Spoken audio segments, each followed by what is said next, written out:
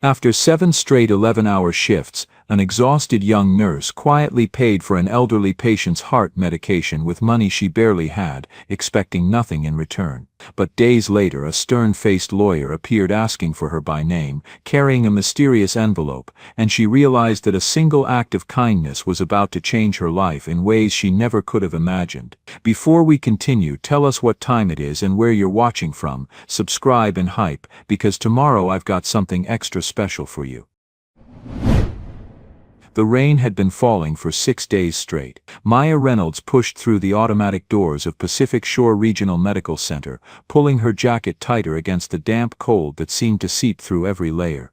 California winters were not supposed to feel like this. There was no snow, no crystalline beauty to soften the bleakness. Just endless gray rain, heavy clouds rolling in from the Pacific, and a bone-deep chill that made everything feel harder than it should. She had just finished her 7th consecutive shift, 11 hours each, 77 hours in 1 week. Her feet ached in a way that went beyond soreness, beyond fatigue. It was the kind of pain that settled into your bones and made you wonder how much longer you could keep doing this. The nursing station on the medical floor was quiet at this hour. Most of the evening admissions had been settled. Medications had been distributed. Charts had been updated. Maya allowed herself a moment to lean against the counter, eyes closed, listening to the steady beep of monitors down the hallway. "You look like you need about 3 days of sleep," said Jennifer, the night shift nurse coming on duty. Maya opened her eyes and managed a tired smile. "Try 3 weeks. When are you off next?" 2 more shifts, then finally 3 days off.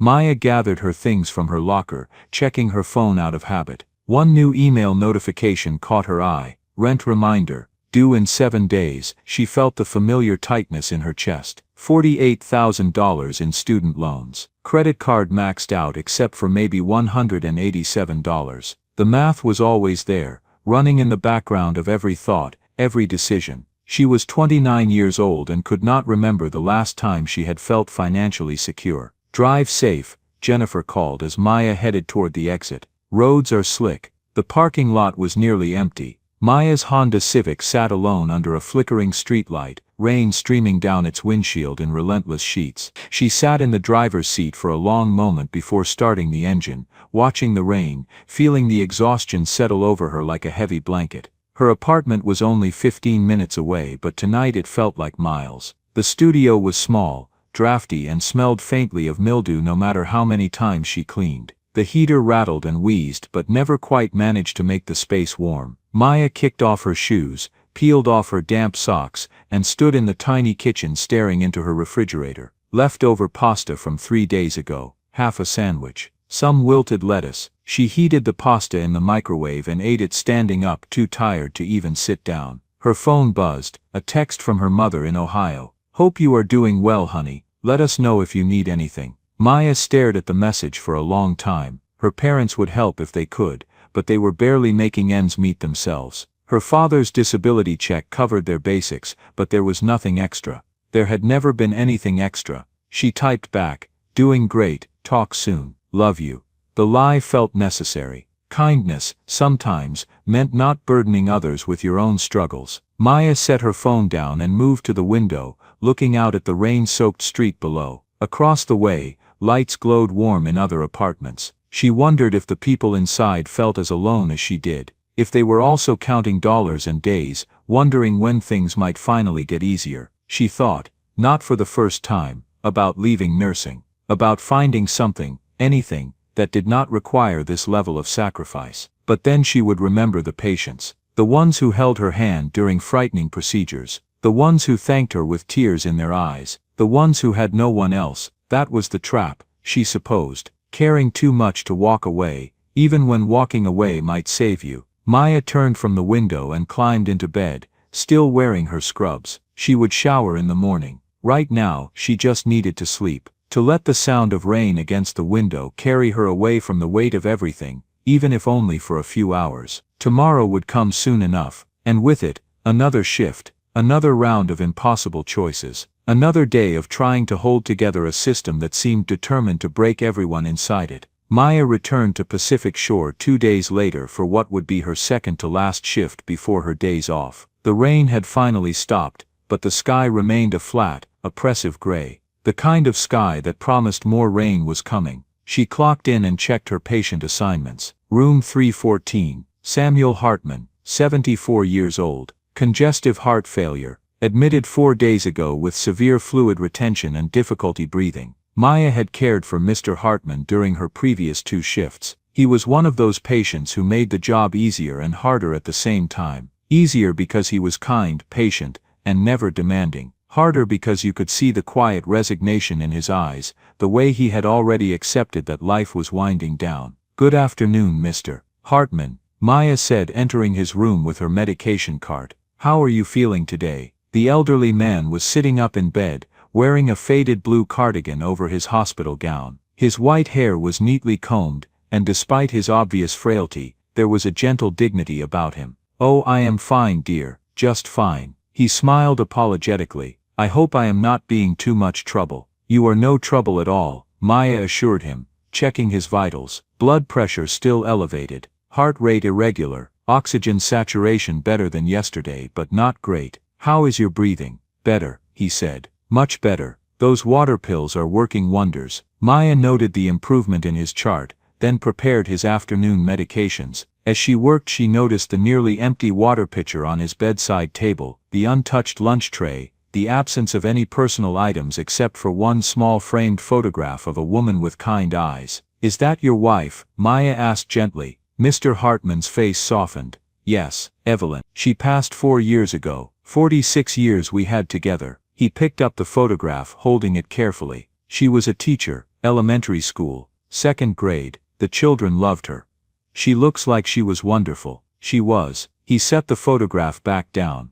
"I miss her every day." Maya finished preparing his medications, then hesitated. There was something she needed to discuss, and she was not looking forward to it. Dr. Patel had been in that morning, and had expressed concern about Mr. Hartman's progress. The standard diuretic was helping, but not enough. His heart was still struggling, and there was a real risk of readmission within weeks if they did not get ahead of this. Dr. Patel had ordered a newer cardiac medication, one of the newer generation drugs that worked more efficiently to reduce strain on the heart and prevent fluid buildup. Studies showed it reduced hospital readmissions by nearly 40%, but it was expensive, very expensive. "Mr. Hartman, I need to talk to you about your medications," Maya began carefully. "Dr. Patel wants to start you on a new heart medication before you go home. It is more effective than what you are on now, and should help prevent you from having to come back to the hospital." "That sounds good," he said, his expression open and trusting.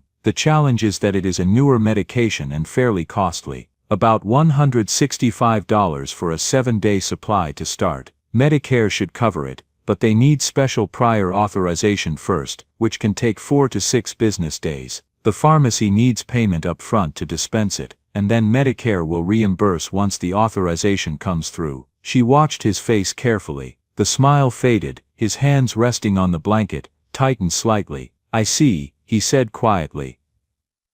"How much would I need right now?" Maya checked the notes from the pharmacy. They would need the full $165 up front. Then once Medicare approves it, they will refund that amount to you. Mr. Hartman was quiet for a long moment. When he spoke again, his voice was smaller, more hesitant. "I have about $60 in my checking account, until my next Social Security deposit. That comes in 9 days. Maya felt the familiar heaviness in her chest. This happened so often. Patients caught between what they needed and what they could afford. The system was not designed for people like Mr. Hartman. It was designed for people with resources, with family, with options. "Let me talk to the social worker," Maya said, keeping her voice steady and professional. "There are sometimes assistance programs that can help bridge the gap. And I will also check if the pharmacy can break it into smaller amounts so you can start the medication while we wait for Medicare." But even as she said it, she knew what she would find.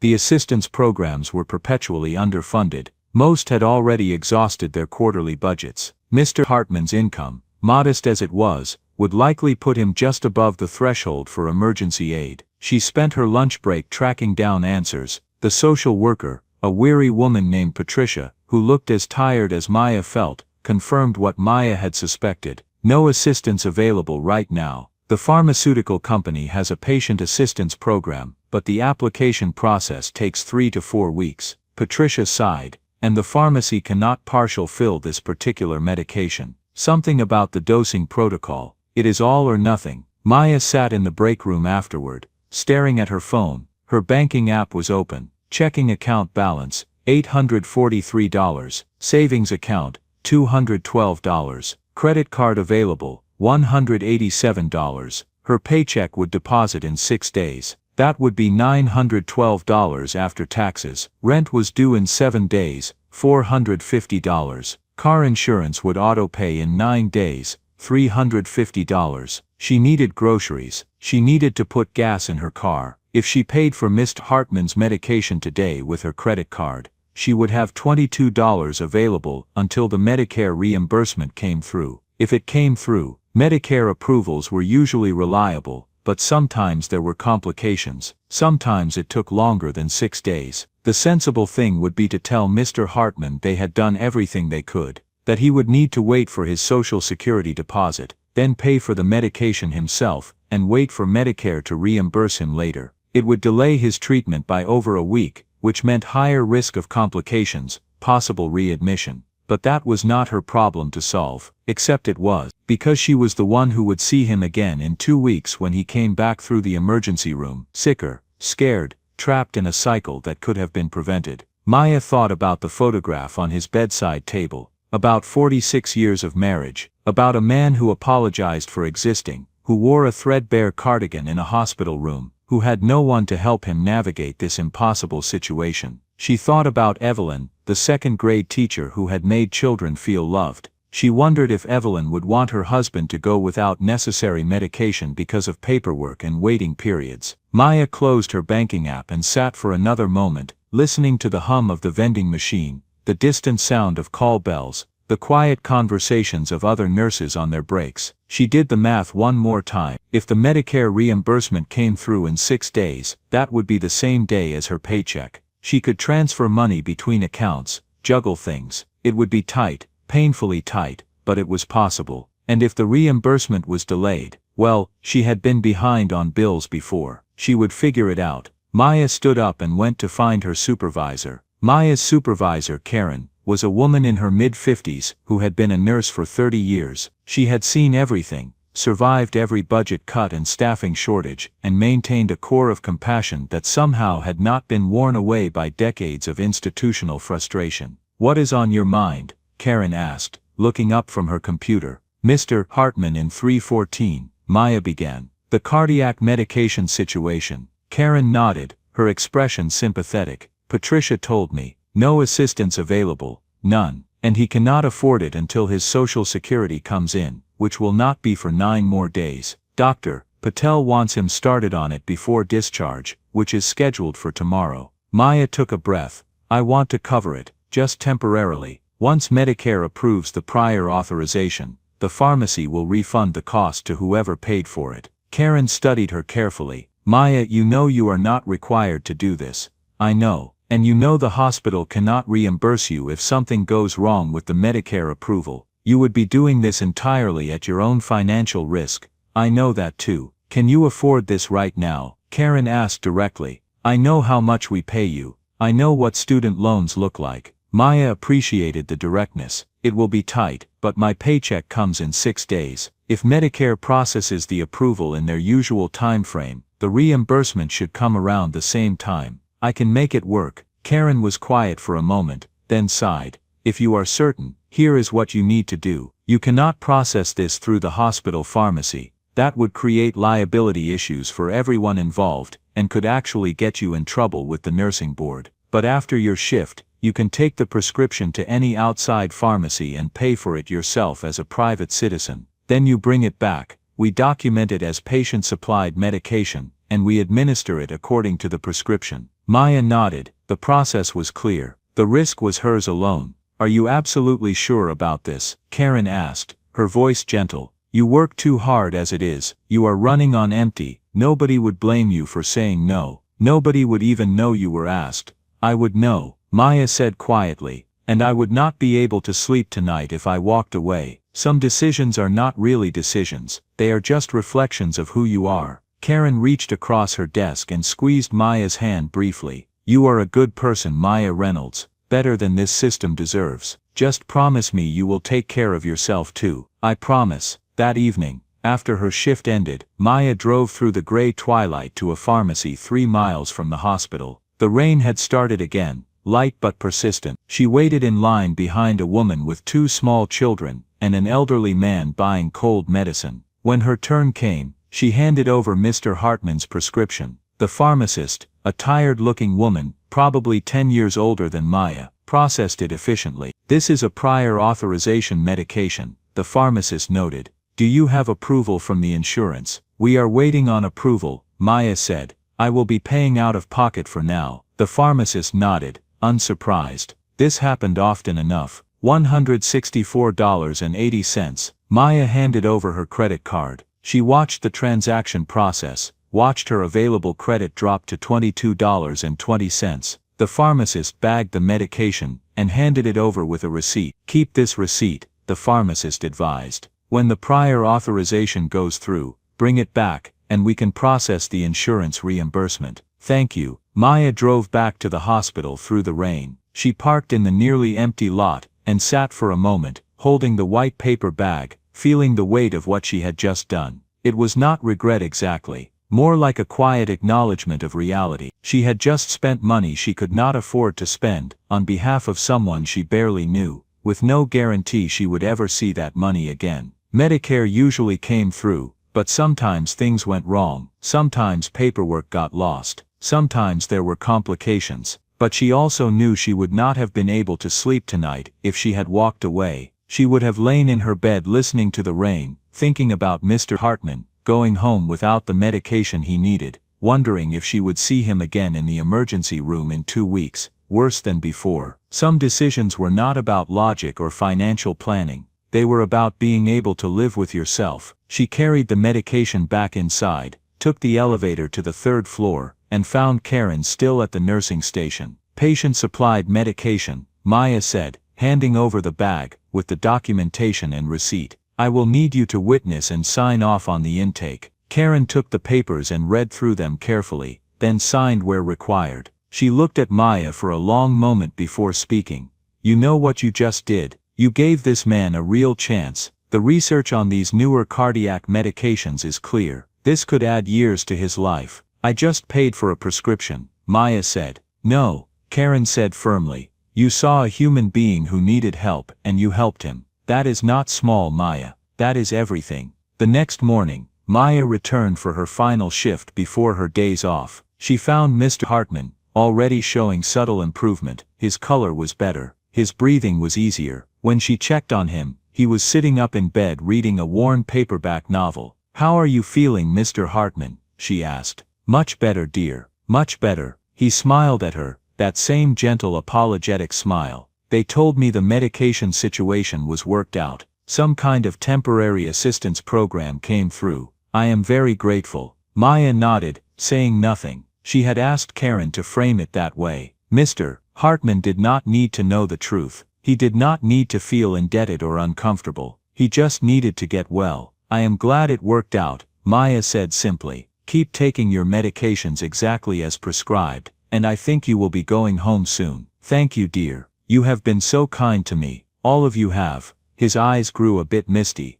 I know nurses work so hard. I see it. My late wife was a teacher, and she used to say that teachers and nurses share the same burden. You give everything to take care of others, and the world does not always give back to you. Maya felt her throat tighten. Your wife sounds like she was a wise woman. She was. I wish you could have met her. After she finished her rounds, Maya allowed herself a small moment of satisfaction. Mr. Hartman was improving. The medication was working. Dr. Patel had been pleased with his progress and confirmed the discharge for tomorrow. That was what mattered. The financial stress would sort itself out somehow. It always did. Maybe not easily, maybe not comfortably, but it would sort out. The Medicare reimbursement would come through eventually. Her paycheck would arrive in 5 days. She would juggle accounts, eat pasta and rice for 2 weeks, skip her morning coffee from the cafe. She had done it before. She would do it again. She had 3 days off starting tomorrow. 3 days to sleep,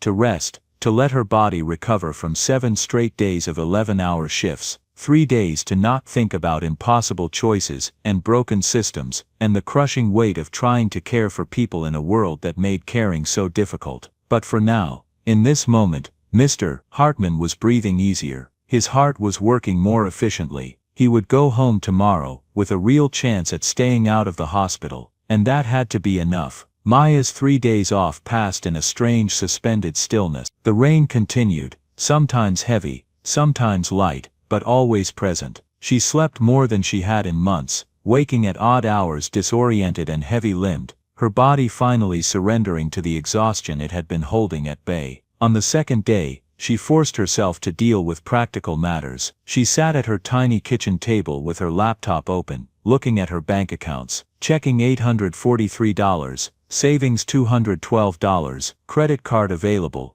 $22.20. Her paycheck would deposit in 3 days, $912 after taxes. Rent was due in 5 days, $450. That would leave $462. Car insurance would auto-pay in 7 days, $350. That would leave $112 for 2 weeks of groceries, gas, and anything unexpected. Maya ran the numbers 3 times, trying to find a different outcome. There was not one. She transferred $60 from savings to checking, leaving her with $152 in savings. The transfer felt like moving water from one side of a sinking boat to the other. It did not actually help, but it created the illusion of action. With the $60 transfer, after rent she would have $522, after car insurance, $172. For 2 weeks, it was doable, barely. She would buy rice, beans, pasta, canned vegetables, whatever was on sale. She would not eat out, not even once. She would meal prep everything. She had done it before, she could do it again. Maya opened her student loan account next, $48,217. The number barely changed month to month because she could only afford the minimum payment of $153, which mostly covered interest. At her current rate, she would be paying this debt for 22 more years. She would be 51 years old when she finally paid it off, assuming nothing else went wrong. Assuming she never had a medical emergency, never needed a new car, never faced any of the 1,000 small disasters that could derail everything. Maya closed her laptop and stared out the window at the rain. She thought about nursing school, about how idealistic she had been, how certain that she was choosing a noble profession, a secure career, a way to make a real difference in the world. The guidance counselor had shown her statistics about nursing salaries and job security. What they had not shown her were statistics about student loan debt, about nurse-to-patient ratios, about burnout rates and compassion fatigue. Nobody had told her about the crushing weight of caring deeply in a system that cared so little, about making $43 an hour, while being unable to afford basic financial stability, about the moral exhaustion of watching people suffer because they could not afford care, while you yourself could barely afford to care for them. Her phone buzzed, a text from Jennifer, her coworker. "Mr. Hartman went home today. Doing great. You really helped that man, Maya." Maya stared at the message for a long time. She knew Jennifer meant well, but the words felt complicated. Yes, the medication had helped. Yes, Mr. Hartman was going home. But what about all the other Mr. Hartmans? What about next month, next year, the endless parade of people caught between sickness and poverty? One act of kindness did not fix a broken system. It just made the brokenness slightly more bearable for one person, one time, and it had cost her $164.80 that she absolutely could not afford, with only a tentative promise of eventual reimbursement. She typed back, "Glad he is doing well." On her 3rd day off, Maya walked to the small grocery store 6 blocks from her apartment. The rain had finally stopped, but the sky remained gray and heavy. She bought rice, pasta, canned tomatoes, dried beans, a loaf of bread, peanut butter oatmeal, and the cheapest coffee available. Total $37.12. Walking back, carrying 2 canvas bags full of groceries that would need to last 2 weeks, she passed a coffee shop where a group of young people sat by the window, laughing and talking, expensive drinks in front of them. Through the window she could see pastries in a glass case, beautiful and golden and completely out of reach. She felt a sharp pang of something that was not quite envy, not quite resentment, More like grief for a version of life that felt impossibly distant. A life where you could buy a $5 coffee without calculating whether it meant skipping lunch. A life where an unexpected expense did not trigger a cascade of financial panic. That night, she lay in bed listening to the sound of her neighbors through the thin walls, a television playing, a couple arguing, a baby crying, the sounds of other people's lives, other people's struggles. She thought about Mr. Hartman in his hospital bed, wearing his faded cardigan, apologizing for being trouble. She thought about his wife, Evelyn, the second-grade teacher, about 46 years of marriage, about what it meant to be loved like that, to love like that. Maya did not regret helping him. Even now, lying in the dark, calculating how many meals she could stretch from $7 worth of pasta and canned tomatoes, she did not regret it. But she also could not shake the feeling that she was slowly drowning, and every act of kindness was another weight pulling her down. How many more times could she do this? How many more patients could she help before she finally went under herself? Eventually she slept, and when she woke the next morning, it was time to go back to work. Maya had been back at work for 4 days when Karen approached her at the nursing station with an unusual expression on her face. "There is someone here to see you," Karen said quietly. "In the family consultation room." "Who?" He said. "His name is Daniel Whitmore. He is a lawyer." Maya felt her stomach drop. A lawyer? Why would a lawyer want to see her? Had she done something wrong? Was there some legal issue with helping Mr. Hartman? Had Medicare denied the claim, and now there was some kind of investigation? "Did he say what it is about?" Maya asked, hearing the tremor in her own voice. "No, but he was very polite, very professional. He said he just needs a few minutes of your time." Karen put a hand on her arm. "Hey, breathe. I do not think you are in trouble." He did not have that energy. Maya glanced at the clock. She was due for her break anyway. "Okay, let me finish charting this, and I will be right there." Her hands shook slightly as she completed her notes. She ran through every possible scenario in her head. Maybe the Medicare authorization had been denied and there was some complication. Maybe there was some regulation she had unknowingly violated by purchasing medication on behalf of a patient. Maybe Mr. Hartman had been readmitted and his family was upset about something.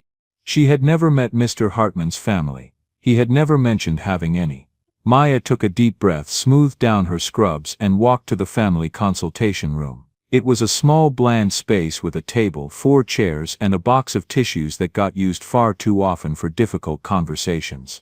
The man sitting at the table stood when she entered. He was probably in his mid-50s with graying hair and sharp, intelligent eyes. He wore a well-tailored suit and carried a leather briefcase. Everything about him suggested competence and expense. The kind of lawyer who billed $400 an hour. "Miss Reynolds, I am Daniel Whitmore." He extended his hand and Maya shook it, his grip firm and professional. "Thank you for taking the time to meet with me.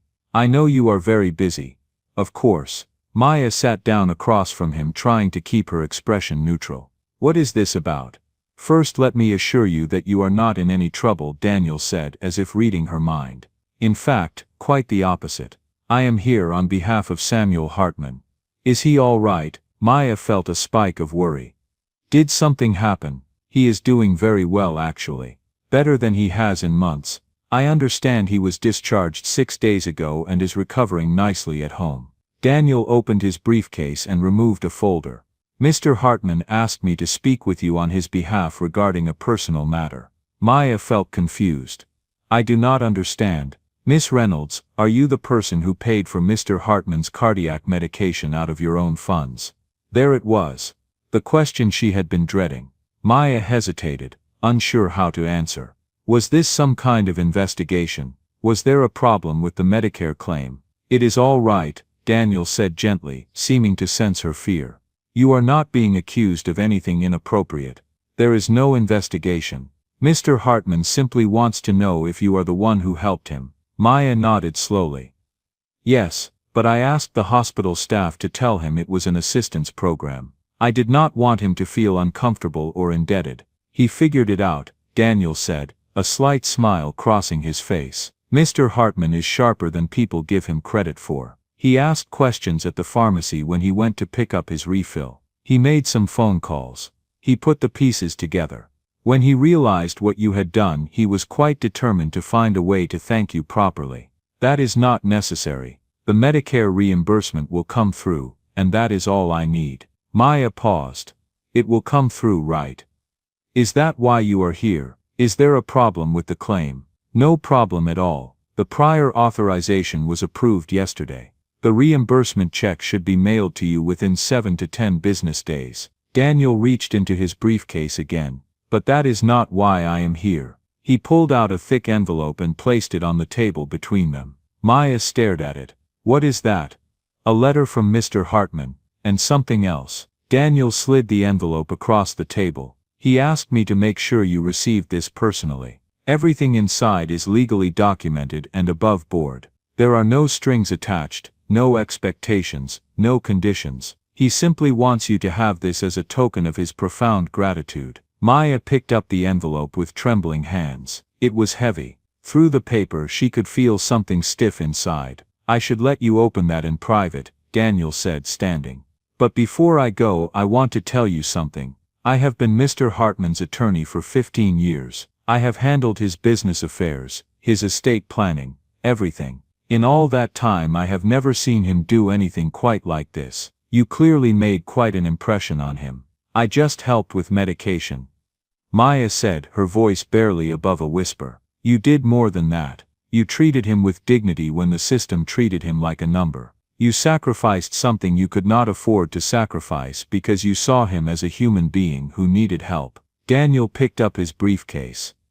That matters more than you know. If you have any questions after you read the letter, my contact information is inside. But I suspect everything will be clear. He left quietly, closing the door behind him. Maya sat alone in the consultation room, holding the envelope, afraid to open it. Her heart was pounding. Her mind was racing with possibilities, none of them making sense. What could Mr. Hartman possibly have sent? A thank you card. Maybe a small gift card to help offset the cost of the medication. Finally she carefully opened the envelope. Inside was a handwritten letter on cream-colored stationery, the handwriting shaky but legible. And beneath the letter a check. Maya looked at the check first, and her breath stopped entirely. $75,000. Maya stared at the check for a long time, certain she was misreading it. She blinked hard, looked away, then looked back. But no matter how many times she looked, the number remained the same.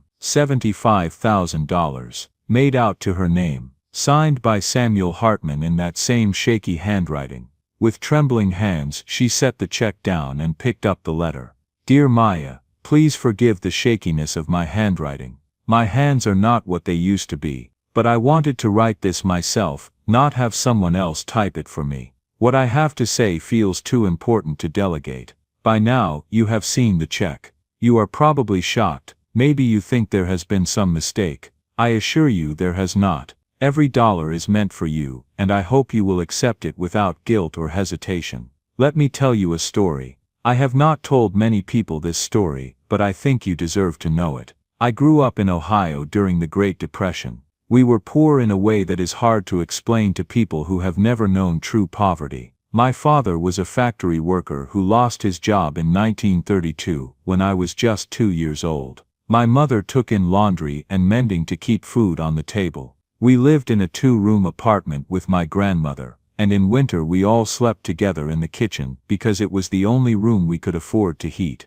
When I was 12 years old, in the winter of 1942, I got sick. To pneumonia. Back then, before antibiotics were widely available, pneumonia killed children regularly. My parents had no money for a doctor. They wrapped me in blankets and hoped I would survive. A nurse named Margaret O'Connor heard about me through our church. She came to our apartment on her day off. She examined me, stayed with me through 2 days of fever, and somehow convinced a doctor she knew to provide penicillin that we could never have afforded. She saved my life. I never forgot her. When I grew up and started my business, I thought about her every single day. I thought about how one person's kindness had changed the entire trajectory of my life. Without her I would have died at 12 years old. Everything I became, everything I accomplished, everything I experienced, it all existed because she cared enough to help a poor child she did not know. I became successful, Maya.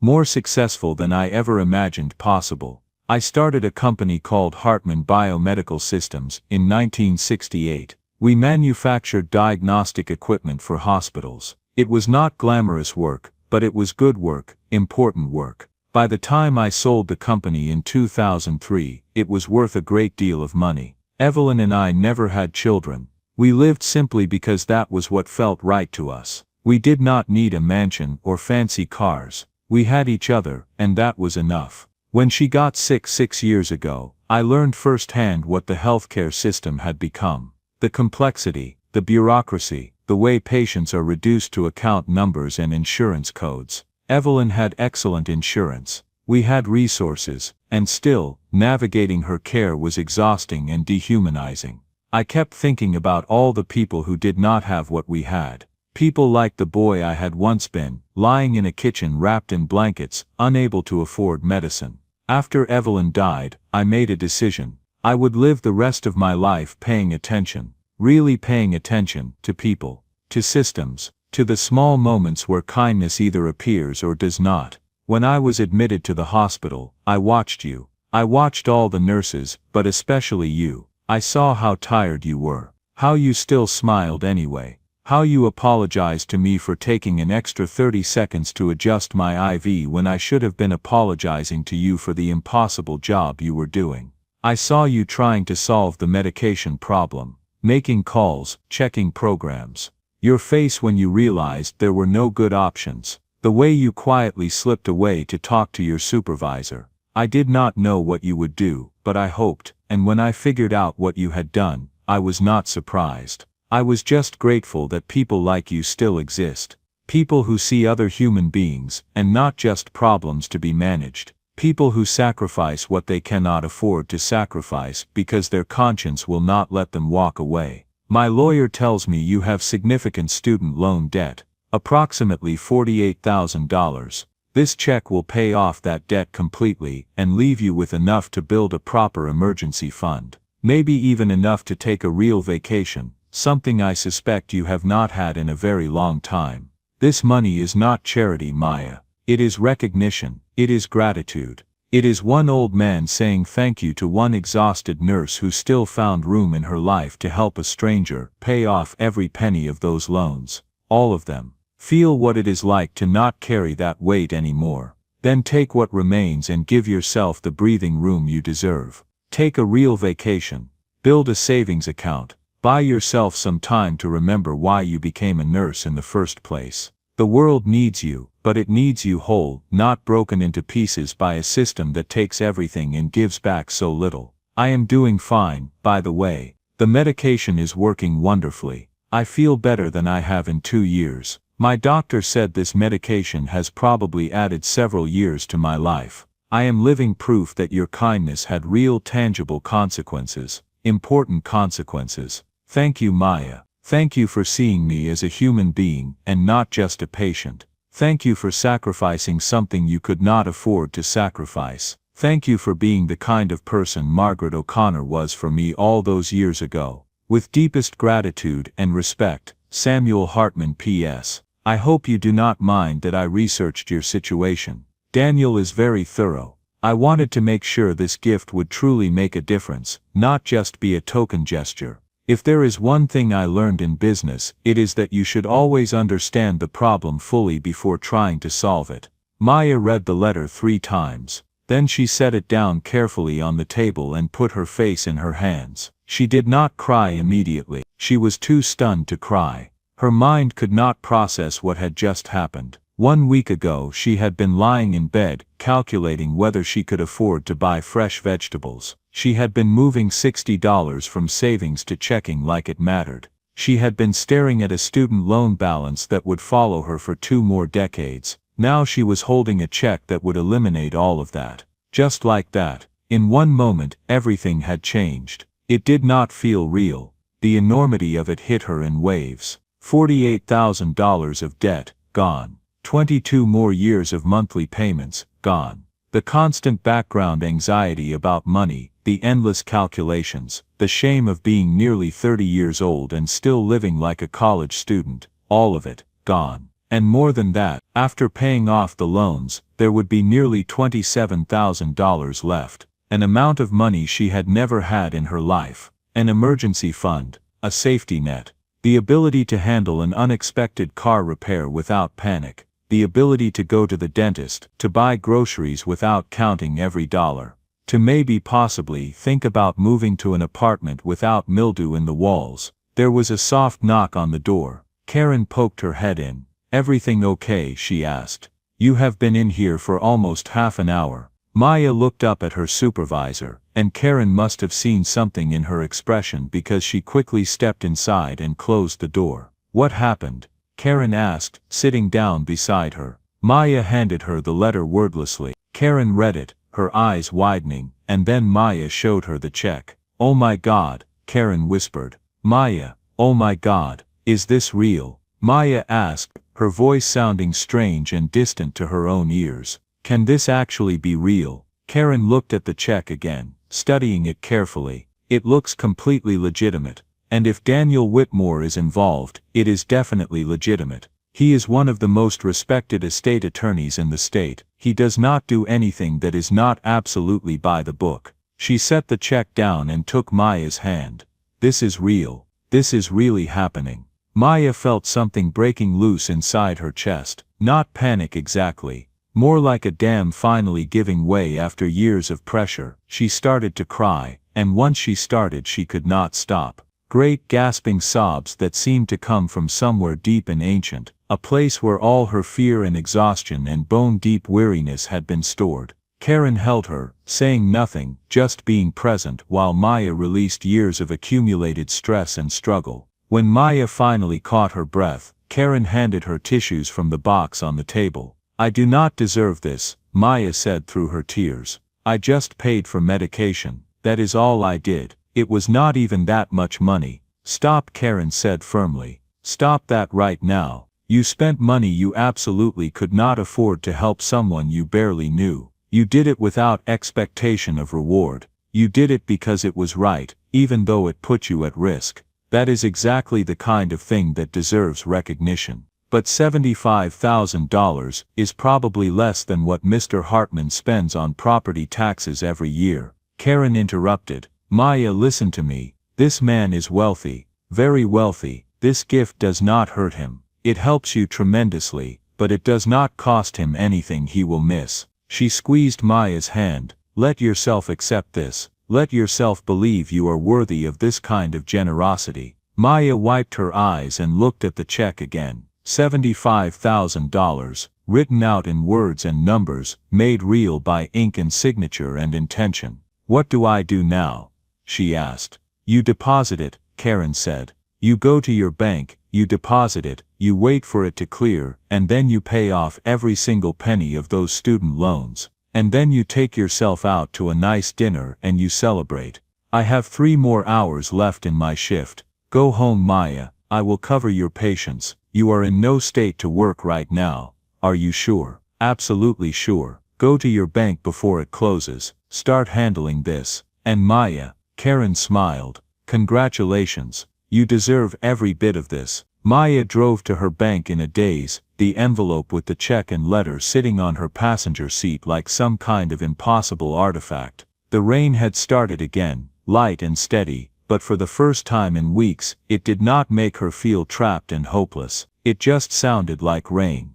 The bank was quiet on a Thursday afternoon. Maya waited in line behind an elderly man depositing coins and a young couple opening a joint account. When her turn came, she approached the teller, a woman named Stacy who had processed her modest paychecks many times before. "Hi Maya," Stacy said pleasantly. "How can I help you today?" Maya slid the check across the counter. "I need to deposit this." Stacy picked up the check and her eyes widened immediately. "Oh, let me. I need to get my manager for this." The manager, a serious man in his 40s named Robert, came over quickly. He looked at the check, then at Maya, then back at the check. "Miss Reynolds, this is a substantial amount. Can you tell me about the source of these funds?" Maya had anticipated this. "It is a gift from a former patient. Everything is documented. His attorney handled it," She pulled out Daniel Whitmore's business card. You can call him if you need verification. Robert studied the card, then looked at the check again. I am going to need to ask you a few more questions. This is standard procedure for deposits over $10,000. It is not personal, just federal banking regulations. He led her to a small office and asked her questions about Mr. Hartman, about the circumstances of the gift, about whether this was part of any kind of business transaction or settlement. Maya answered honestly, explaining about the medication, about helping a patient in need, about Mr. Hartman's gratitude. Robert took notes, made a copy of Daniel Whitmore's card, and finally nodded. Everything appears to be in order. This will take approximately 3 to 5 business days to clear, given the amount. Once it clears, the funds will be available in your account, and then I can use them to pay off loans. Absolutely. Once the funds are fully cleared and available, they are yours to use however you choose. He actually smiled. Congratulations, Miss Reynolds, this is quite a gift. When Maya left the bank, she sat in her car for a long time, watching the rain stream down the windshield. She kept expecting to wake up, for this to be some kind of stress dream brought on by too many double shifts and too much financial anxiety. But it was not a dream. The deposit receipt in her hand was real, the check was real. In 3 to 5 business days, $75,000 would be in her account. She called her mother. Hey honey, her mother answered. Everything all right? You do not usually call during the day. Mom, something happened. Maya's voice cracked. Something incredible happened. What is it? Are you okay? I am more than okay. Mom, a patient I took care of, the one I told you about who needed medication, he gave me a gift. She took a shaky breath. Mom, he gave me $75,000. There was a long silence on the other end of the line. Mom, are you there? I am here. Her mother's voice was tight with emotion. Sweetheart, did you say $75,000? Yes, he wrote me a letter explaining everything. He wanted me to pay off my student loans and have some left over for savings. Mom, I am going to be debt-free. Her mother started crying. Maya could hear her father in the background asking what was wrong. Nothing is wrong, her mother said through tears. Everything is right, Tom, our daughter, someone gave her $75,000, she can pay off her loans. Maya heard her father's exclamation of disbelief, heard him taking the phone. Maya, is this for real? This is not some kind of scam. It is real, Dad. I just deposited the check at the bank. His lawyer handled everything. It is legitimate. Her father, who almost never cried, started crying too.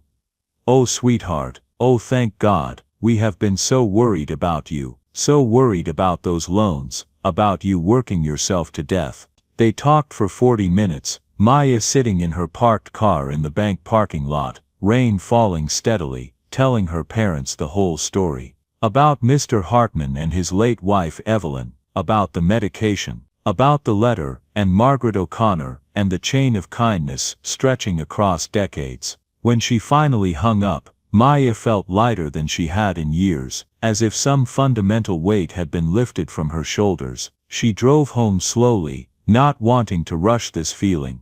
When she got to her apartment, she made tea and sat at her kitchen table with her laptop open. Student loan account, $48,217. She stared at the number. In 3 to 5 days, she would be able to make it disappear. Just like that, one payment, and the debt that had shadowed every decision for the past 7 years would simply cease to exist. Maya imagined what that would feel like. Waking up without that weight, making decisions without having to calculate whether she could afford them. Being able to say yes to things, small things, like coffee with friends or a new pair of shoes, without feeling guilty or reckless. She imagined having an emergency fund. If her car broke down, she could just fix it. If she got sick and missed work, she would be okay. If she wanted to take a vacation, an actual vacation, she could do it. The enormity of it overwhelmed her. She closed her laptop and sat in the quiet of her small apartment, listening to the rain, feeling the shift happening inside her.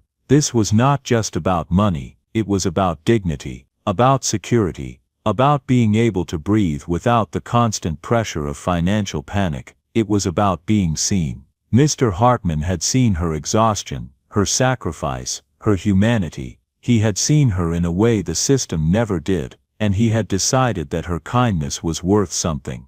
That she was worth something. Maya thought about Margaret O'Connor, the nurse who had saved a 12-year-old boy's life in 1942. She wondered if Margaret had any idea what she had set in motion, how that one act of kindness had created a man who went on to build a successful company, who went on to help others, who went on to change Maya's life 83 years later. Kindness was not small, it echoed, it rippled, it created possibilities that could not be predicted or measured. Over the next 3 days, Maya went through her shifts in a kind of heightened awareness. She noticed things she usually missed. The way the elderly woman in room 312 laughed at her grandson's jokes. The quiet competence of the respiratory therapist helping a patient breathe easier. The moment when a family received good news about their mother's test results. All the small miracles that happened in hospitals every day, usually unnoticed because everyone was too tired and too busy to stop and see them. On the 4th day, Maya checked her bank account and saw that the check had cleared. The money was there, actually there. Available balance, $75,843. She sat staring at her phone screen for 5 full minutes. Then she logged into her student loan account and navigated to the payment screen. She entered the full balance, $48,217. She reviewed the payment 3 times before clicking submit. When the confirmation screen appeared, Maya read it slowly. Payment received. Your loan balance is now $0. She closed her eyes and let the relief wash over her. 0. After 7 years of monthly payments, after 7 years of watching the balance barely budge, after 7 years of calculating and recalculating and hoping someday it would end, it was over. She opened her banking app again. After the loan payment, she had $27,626. More money than she had ever had in her life. Maya transferred $10,000 to her savings account, an emergency fund, a real one, enough to cover 3 months of expenses if something went wrong. She looked at the remaining balance, $17,626. She could afford to move to a better apartment. She could buy a plane ticket to visit her parents. She could get her car serviced properly. She could buy groceries without calculating every purchase. She could go to the dentist for the first time in 3 years. She could breathe. That evening, Maya did something she had not done in 5 years. She went to a nice restaurant by herself. Not fast food, not takeout. A real restaurant with tablecloths and menus printed on heavy paper. She ordered wine. She ordered an appetizer. She ordered the salmon without checking the price first. When the food came, she ate slowly, savoring every bite, feeling the strangeness of not having to rush, not having to worry, not having to calculate.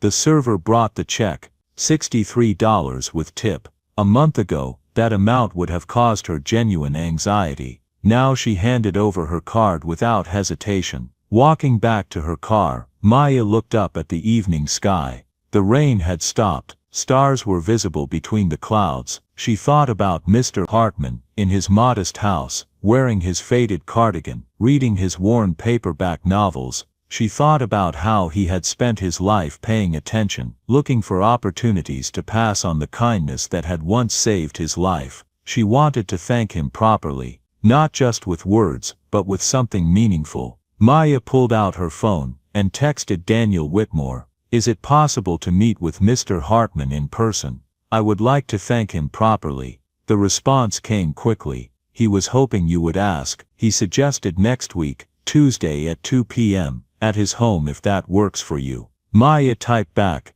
that would be perfect. Thank you. She drove home slowly, windows down, cold evening air streaming through the car. For the first time in as long as she could remember, the future felt like something other than a series of obstacles to survive. It felt like possibility. The following Tuesday, Maya drove to Mr. Hartman's address in a quiet neighborhood on the outskirts of town. The houses here were modest but well maintained, with mature trees and small gardens showing the care of long-time residents. Mr. Hartman's house was a single-story ranch painted pale blue, with a neat lawn and flower beds that showed signs of recent attention despite the winter season. She parked on the street, and sat for a moment, gathering her thoughts. She had rehearsed what she wanted to say, but now it all felt inadequate. How did you thank someone for changing your entire life? She walked up the path, and knocked on the door. Mr. Hartman opened it himself, and Maya was struck by how different he looked. In the hospital he had seemed frail, diminished by illness and institutional fluorescent lighting. Now standing in the doorway of his own home, he looked solid, present. His color was good, his eyes were clear. He wore the same faded cardigan she remembered, but now it seemed like a choice, rather than a necessity. "Maya," he said, smiling warmly, "please come in. I am so glad you came." The inside of the house was simple and clean, hardwood floors that showed their age but had been carefully maintained, comfortable furniture that was old but well cared for, books everywhere, on shelves, stacked on tables, piled beside chairs, history, science, literature, philosophy. But what drew Maya's attention most were the photographs. They were everywhere, covering the walls, arranged on every surface. Most featured a woman with kind eyes and a gentle smile, Evelyn. There were wedding photos from what looked like the late 1960s, travel photos from various decades, candid shots of ordinary moments made precious by time. In every picture, Mr. Hartman and Evelyn looked at each other with a tenderness that made Maya's throat tight.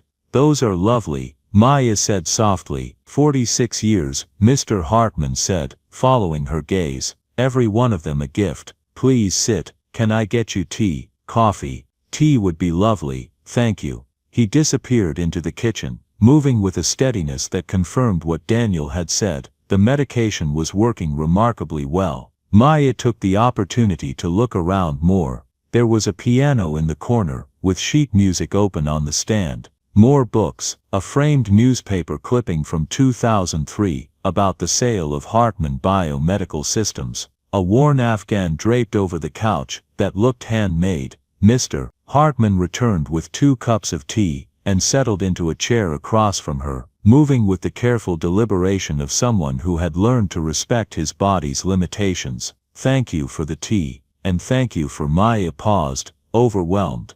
"Mr. Hartman, I do not even know how to begin to thank you for what you did. You changed my life, completely changed it." "Please call me Samuel, and you are very welcome, but you do not need to thank me. You gave me something precious, and I simply returned the favor."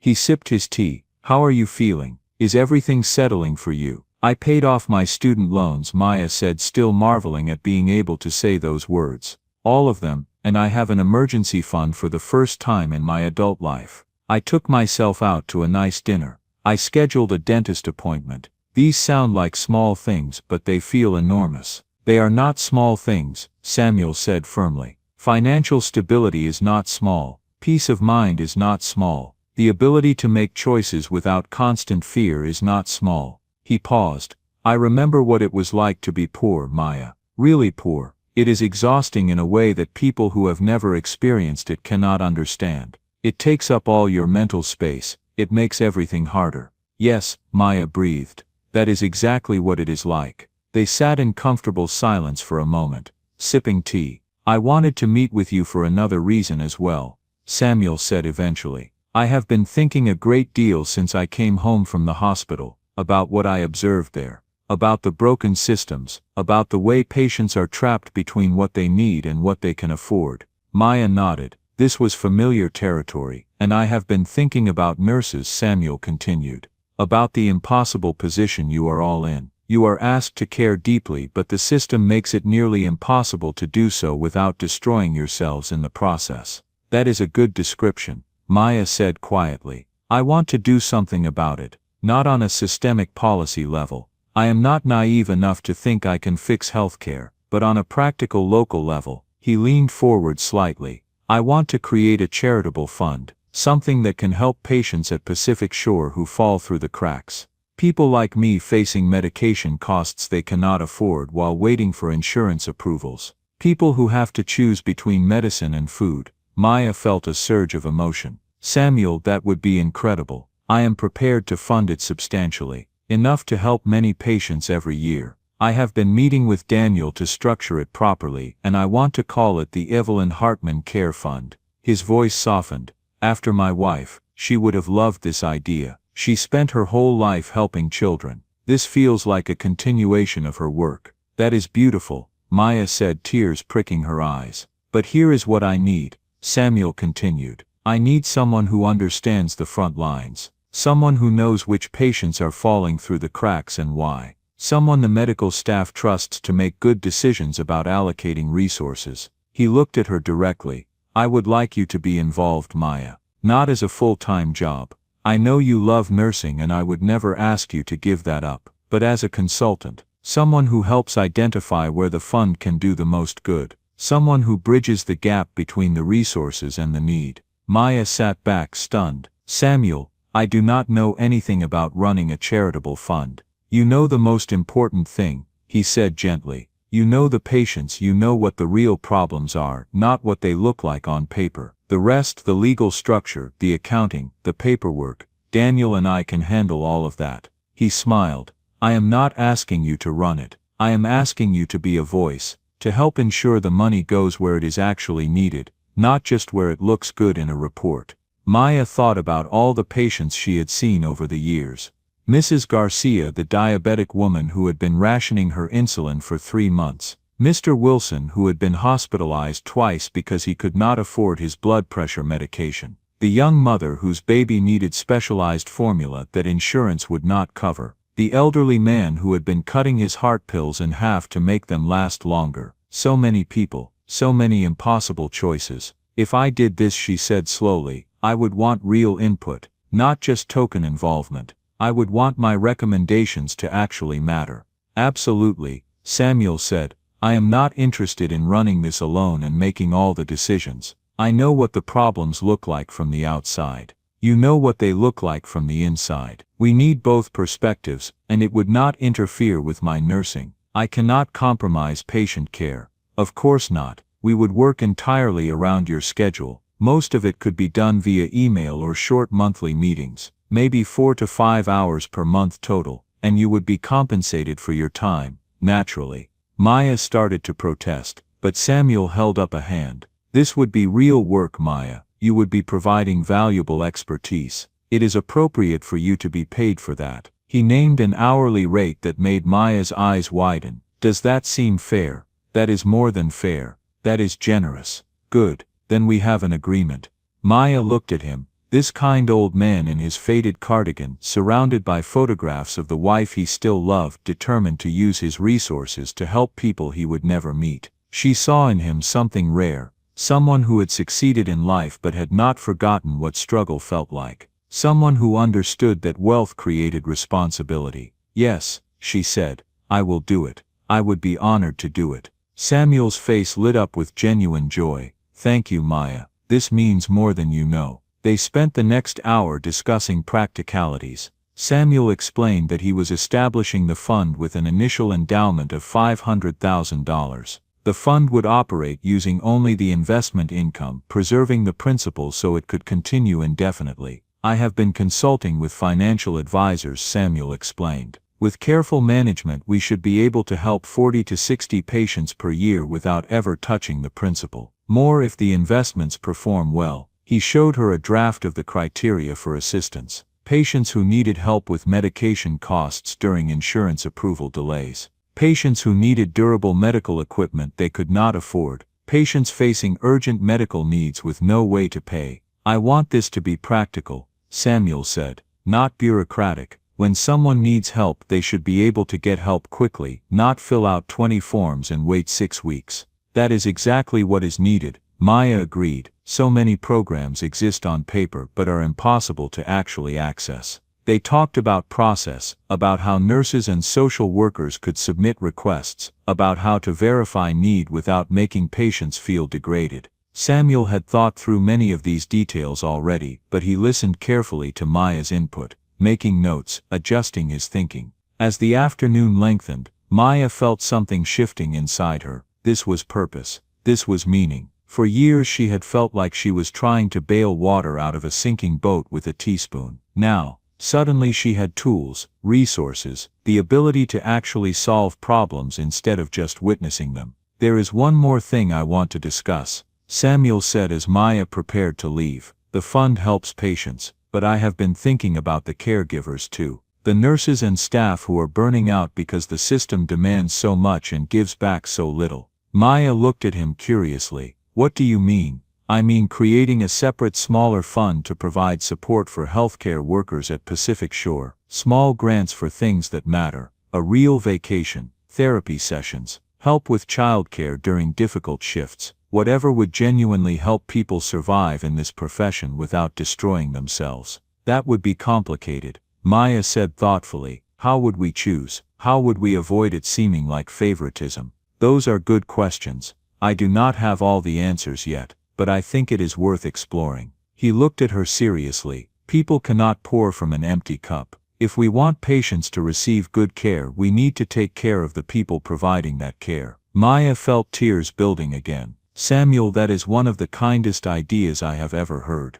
It comes from watching you," he said simply, "watching you push yourself past exhaustion because the patients needed you. That is not sustainable, Maya, for you or for anyone. If we can help even a few nurses get the rest and support they need, we should." As Maya drove home that evening, she felt different than she had in years. Not just hopeful but purposeful. She was not just surviving anymore. She was building something, contributing to something that would outlast her, that would help people she would never meet. When she got home, she sat at her kitchen table and wrote an email to Samuel and Daniel, outlining her initial thoughts on how to implement the fund, who to work with at the hospital, what the process might look like. It was nearly midnight when she finally stopped writing. For the first time in years, Maya went to bed excited about the future, not dreading it, not just trying to survive it, but genuinely looking forward to what might come next. 3 months later, spring was beginning to soften the California coast.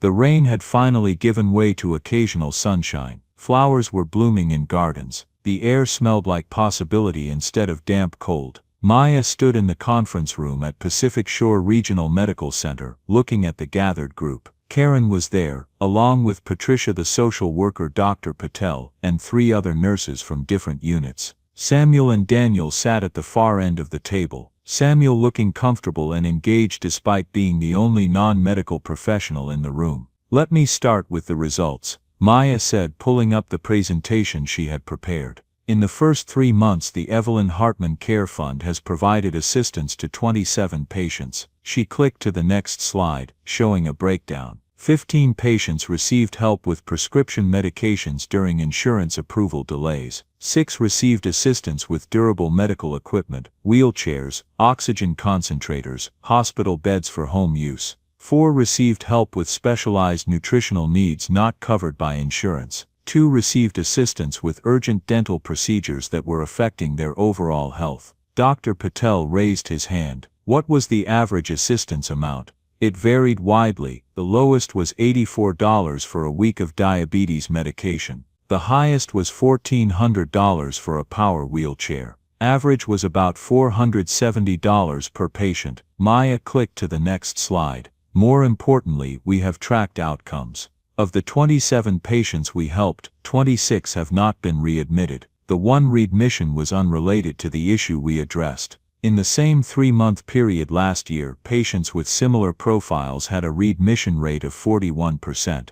The room was quiet as everyone absorbed this. "That is remarkable," Dr. Patel said finally. "Those are better outcomes than some much more expensive interventions. The fund is working exactly as we hoped," Samuel said from his end of the table. "We are catching people before they fall through the cracks, before they end up sicker and back in the hospital." Karen spoke up. "The nursing staff loves this program. For the first time, we have a way to actually solve problems instead of just documenting them. The morale impact has been significant." They spent the next hour discussing logistics, reviewing specific cases, talking about how to streamline the application process even further. Samuel listened more than he spoke, but when he did contribute, his questions were sharp and insightful. As the meeting was wrapping up, Daniel cleared his throat. There is one more item to discuss. Samuel has decided to expand the fund's scope. Everyone looked at Samuel, who smiled slightly. I have been thinking about sustainability, not just of the fund, but of the people who make healthcare work. Maya and I have discussed creating a separate wellness fund for healthcare workers at Pacific Shore. He explained the concept. Small grants to help nurses and staff get the support they needed.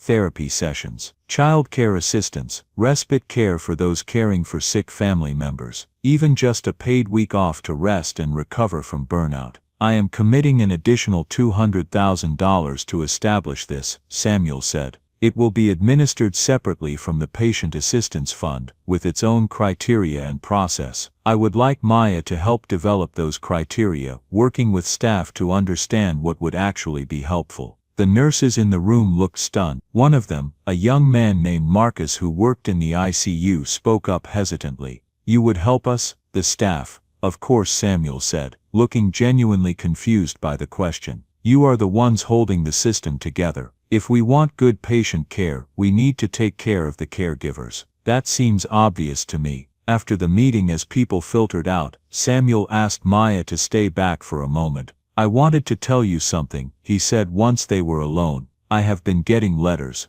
Letters from patients or their families, people we have helped. He pulled several envelopes from his briefcase. This one is from Rosa Martinez. We helped her with insulin costs. She wrote to thank me and included a picture of her grandchildren. She said she gets to watch them grow up now because of us. He showed Maya another letter. This is from the daughter of a man we helped get a hospital bed for home use. She said her father was able to die at home with dignity because of that bed. She sent a donation to the fund in his memory. Maya felt tears building. Samuel, that is beautiful. It is proof that what we are doing matters, not just in theory but in real, tangible ways. He looked at her seriously. None of this would exist without you, Maya. You were the catalyst. Your kindness to me set all of this in motion. I just paid for medication, Maya protested, but Samuel shook his head. No, you saw a human being who needed help, and you helped him, even though it cost you something you could not afford. That is courage, that is compassion, that is everything. He paused. Margaret O'Connor saved my life when I was 12, but she died young, and I never got to thank her properly. You have given me the chance to complete that circle, to pass on what she gave me. Maya understood then. This was not just about helping patients or supporting nurses. This was about Samuel healing something in himself, honoring a debt he had carried for 70 years. Thank you for letting me be part of this, she said softly. Thank you for making it possible. 2 weeks later, Maya did something she had not done in 6 years. She took a real vacation. She had found a small cabin on the coast, about 90 miles north. It was rustic and simple, with a wood-burning stove and windows that looked out over the Pacific. She had rented it for a full week, something that once would have been financially impossible but now felt almost casual. She drove up on a Saturday morning, the first truly clear day after months of rain. The highway wound along the coast, cliffs dropping away to the ocean, waves crashing white against dark rocks. Maya drove with the windows down, cold air streaming through the car, filling her lungs with salt and possibility. The cabin was perfect. One room with a sleeping loft, a small bathroom, a tiny kitchen. She brought groceries, real groceries, including fresh vegetables and good coffee and a bottle of wine. She brought books she had been meaning to read for years. She brought nothing else. No laptop, no agenda, no schedule, just time. She spent the first day sleeping, deeply dreamlessly, her body finally surrendering to rest without the background anxiety that usually accompanied sleep. When she woke, it was late afternoon. She made coffee and sat on the small porch, watching the ocean. The second day she walked on the beach for hours, shoes off, feet in cold sand and colder water. She found shells and interesting rocks. She watched seabirds dive for fish. She sat on driftwood and did absolutely nothing. On the third day she thought about the past year, about how close she had come to giving up on nursing entirely. About the night she had stood in the rain outside the hospital crying from exhaustion, wondering if she could survive one more shift. That version of herself felt distant now. She was still tired sometimes. The work was still hard, but the constant crushing weight of financial panic was gone. The feeling of drowning had lifted. She thought about Mr. Hartman, Samuel in his blue house surrounded by photographs of Evelyn. She thought about Margaret O'Connor saving a sick child in 1942. She thought about the 27 patients the fund had helped, and the many more it would help in years to come. Kindness was not small. It echoed across time and space, creating ripples that spread further than anyone could predict. On the 5th day, Maya received a text from Karen. Just had to tell you, we used the fund to help a young mother whose baby needed specialized formula. She cried and asked who the angel was that helped her. I told her there were many angels, but the first one was a nurse who cared enough to help a stranger. Maya sat on the porch reading that message as the sun set over the Pacific, painting the sky in shades of orange and pink and gold. She thought about the young mother, about her baby, about how one moment of assistance might change the trajectory of that child's life. She thought about how she had almost not helped Samuel, how close she had come to making the practical self-protective choice, how different everything would be if she had walked away that day. That night, Maya built a fire in the wood stove and curled up with one of her books, but she found herself rereading the same page over and over, her mind elsewhere.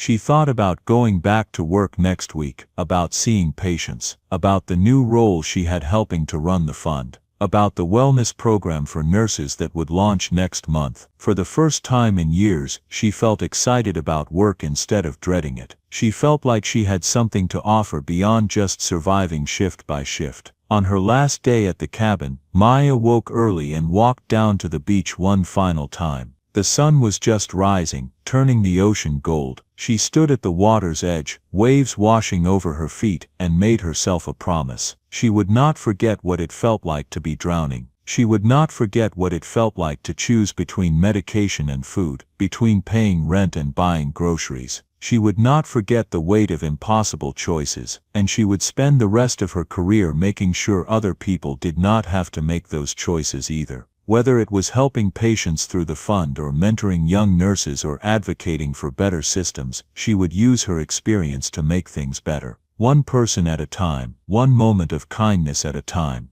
That was all anyone could do, but it was enough. It had to be enough. Maya drove home that afternoon, the cabin growing smaller in her rearview mirror. She felt renewed, not fixed. Some wounds took time to fully heal, but renewed. Ready to go back to work with purpose instead of just obligation. When she got home, there was a package waiting outside her door. Inside was a framed photograph of Samuel and Evelyn from their wedding day, both of them young and radiant and full of hope. A note was tucked inside. Maya, Evelyn would have loved you. She always believed that kindness was the most important thing any person could offer. She was right. Thank you for everything you have done and continue to do. Thank you for helping me honor her memory in a meaningful way. The world is better because you are in it. Samuel. Maya set the photograph on her small bookshelf between pictures of her own family. Samuel and Evelyn, smiling at each other across the decades. A reminder of what mattered, of what endured.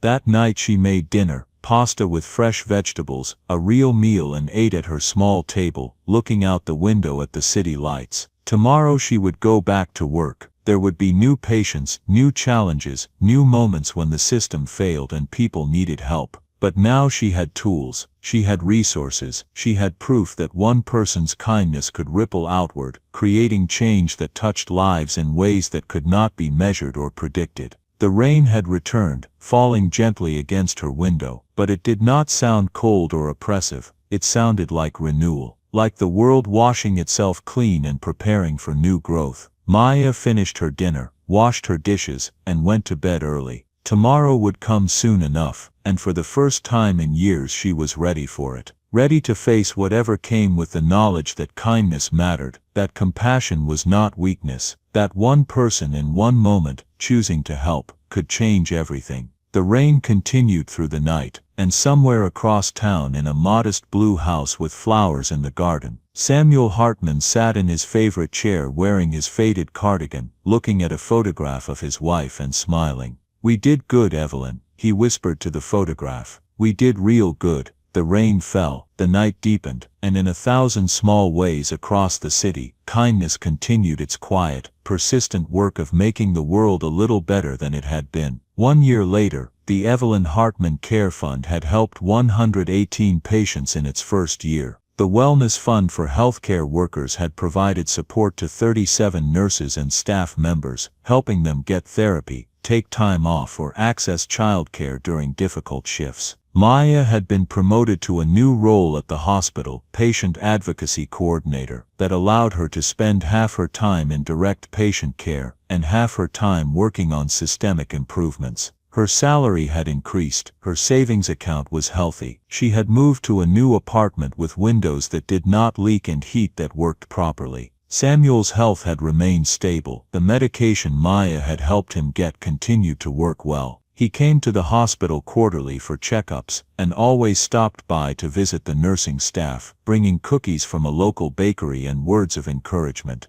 The fund had expanded beyond Pacific Shore. 2 other hospitals in the region had approached Samuel about creating similar programs. The model was being studied by healthcare policy researchers interested in practical, community-based solutions to gaps in care. Rosa Martinez, the first patient the fund had helped, had become a volunteer. She visited patients waiting for assistance, offering comfort and hope in Spanish and English, sharing her own story of how a small amount of help at the right moment had changed everything. On the 1-year anniversary of the fund's establishment, there was a small celebration at the hospital. Samuel spoke briefly, his voice strong and clear. "1 year ago I was lying in a hospital bed feeling hopeless. A nurse I barely knew made a choice to help me. She did not have to, she could not afford to, but she did it anyway because she saw me as a human being who needed help." He looked at Maya standing at the back of the room. That one choice rippled outward. It created this fund. It helped 118 people. It supported 37 healthcare workers. It changed my life and Maya's life and the lives of everyone in this room.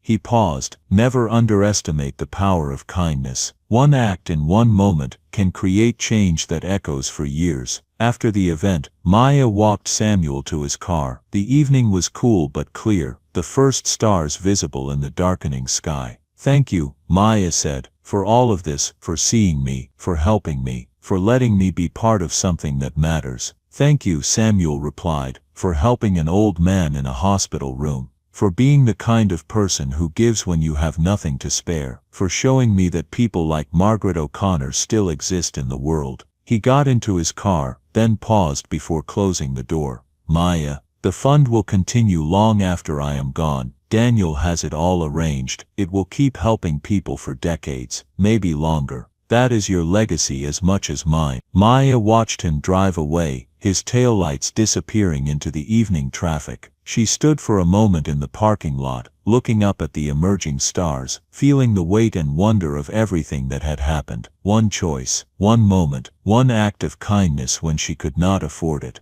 That was all it had taken to change everything. Maya walked to her car, started the engine, and drove home through the clear evening. Tomorrow she would return to work. There would be new patients, new challenges, new opportunities to help. But tonight, she would rest. She would eat a good meal. She would call her parents. She would read a book. She would live her life with the security and peace that had once seemed impossible. And she would remember that kindness was never wasted. That compassion always mattered. That one person, in one moment, choosing to see another human being and help them, that was everything. The world needed that kind of kindness, now more than ever, and Maya Reynolds, once exhausted, and drowning, and barely surviving, was proof that it still existed.